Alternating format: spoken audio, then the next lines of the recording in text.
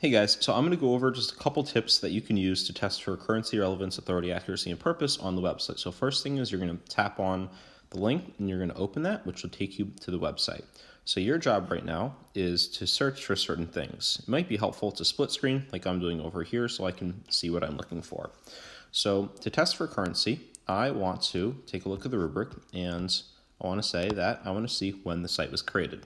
So in order to find when the site was created, I can do a couple things. I can just look, or maybe I can tap up here and then I could type the word updated or created.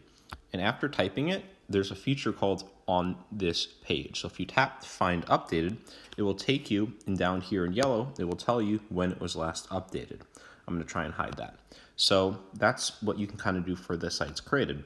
Then check to see if all links of the site still work. So we want to look for just links on the website and see if those links work. So here's a link over here. I wonder if it works. So you're going to test these links, see if it works, play around on the website, go to the different sections, look through them, then look for a link, see if the link works, and so on. So that's what you're going to do for currency. Relevance over here, you're looking to see if it's related to our topic. So obviously we're just looking at a website, but we're going to pretend that the research is related to octopus. So you're doing research on octopus and you found this species. You want to see if this is relevant to your research over here. So obviously if it's researching octopus over here, you got to find information about the octopus over here. So maybe look at the about section and start reading about it and start reading down here to learn about it to see if this information would pass for the relevance test. See if it's at your reading level, see if it answers questions about octopus, and see what the purpose is. If it is to educate you, sell you something, look for advertisements and the like. So next, you're going to look for the authority. So to find the authority, often it is on the bottom of the website. So if you go down to the bottom of the website, you probably will find the author of the website. So look around to try and find who created the website. Maybe you tap and you type the word author, see if that appears on the website. Oh, look, one match. Good idea. All right. So that's how to find the authority. And then you should go Google a little bit about him. Try and find out what his credentials are.